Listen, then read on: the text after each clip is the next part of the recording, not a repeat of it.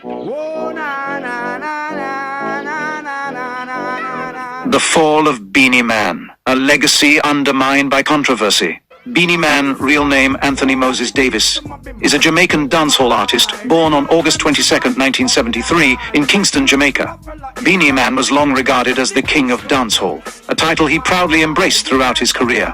However, since 2025, he has faced increasing criticism for his continued self-proclamation of the title, especially as Vybz Kartel has gained overwhelming recognition as the true king in the eyes of many fans and industry figures. This shift has sparked debate within the dancehall community, with some arguing that Beenie Man's legacy remains unmatched, while others believe Kartel's influence and dominance have solidified his reign. Beenie Man showed an early interest in music and was encouraged by his uncle, Sidney Knowles, who played drums for Jimmy Cliff. He won the Tasty Talent contest at just 8 years old and recorded his first single, Too Fancy, in 1981.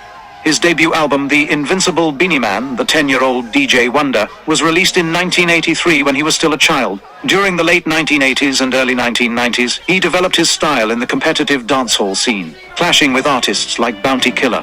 His career took off internationally in the mid-1990s with hits like Who Am I, Sim Simmer, Romy, and Girls Dem Sugar featuring Maya. By the late 1990s and early 2000s, Beenie Man had become a global name, collaborating with major artists such as Janet Jackson, Wyclef Jean, and the Neptunes. His 2000s album Art and Life won a Grammy Award for Best Reggae Album. He continued his success with tracks like Dude, King of the Dancehall, and Back It Up. Throughout his career, Beenie Man has had a well-publicized rivalry with fellow dancehall artist Bounty Killer, though they have reconciled in recent years. However, Beenie Man, once celebrated as the king of dancehall, has seen a dramatic shift in public perception over the years. His decline is not solely due to musical rivalries. A series of personal missteps, including public fallout with his daughter, controversial remarks about Trinidadian cuisine, accusations of being a deadbeat father, and claims that he has only ever advanced his own career, have all contributed to his diminishing influence. Additionally, his personal relationships have fueled the perception that he lacks control over his own affairs, further weakening his credibility in the dancehall scene. One of the most damaging blows to Beenie Man's reputation came when his own daughter publicly spoke out against him. In a culture where respect for family, particularly one's children, is held in high regard, this revelation painted Beenie Man as a neglectful and absent father. While details of their strained relationship are not entirely new, hearing his daughter directly call him out shattered the carefully curated image of a proud, family-oriented dancehall star. Accusations of being a deadbeat father only fueled further backlash, with many fans questioning his character beyond his musical contributions. Another major blunder came when Beenie Man made dismissive and insulting remarks about doubles, a popular street food in Trinidad and Tobago. His comments, widely perceived as disrespectful to an entire nation's culture, sparked outrage among Trinidadians and the wider Caribbean community. In an industry where Caribbean unity often plays a significant role, his comments came off as arrogant and out of touch. The backlash was swift, with many demanding that he never return to Trinidad and effectively cutting ties with him altogether. His failure to properly apologize or mend relations with the offended nation only solidified the damage, further alienating fans outside of Jamaica.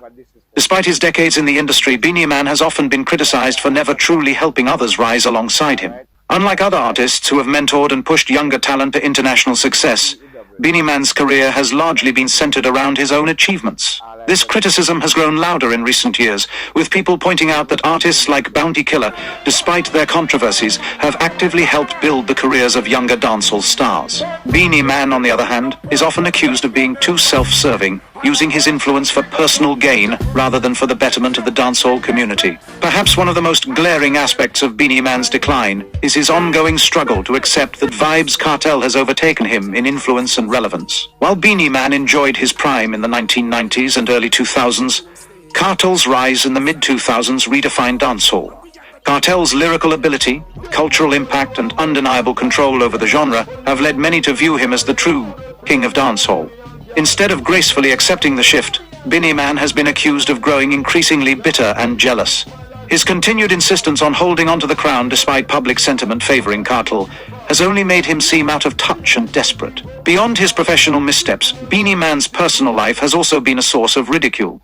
Critics argue that throughout his relationships, the women in his life have consistently held more power than him. Some have labeled him a woman's clown, suggesting that he lacks dominance and control in his personal affairs. Whether or not these criticisms hold weight, the perception has hurt his image in a culture that often values a sense of authority and strength in male dancehall figures. Beenie Man's decline is a cautionary tale of how personal missteps, unchecked ego, and failure to evolve can erode even the most celebrated legacies. While his impact on dancehall cannot be erased, his inability to navigate the modern era, whether in his relationships, public statements, or acceptance of a new generation, has left him increasingly sidelined. The fall of Beenie Man is not just about music. It's about a man who once reigned supreme but failed to adapt, acknowledge his flaws, and embrace the future with grace.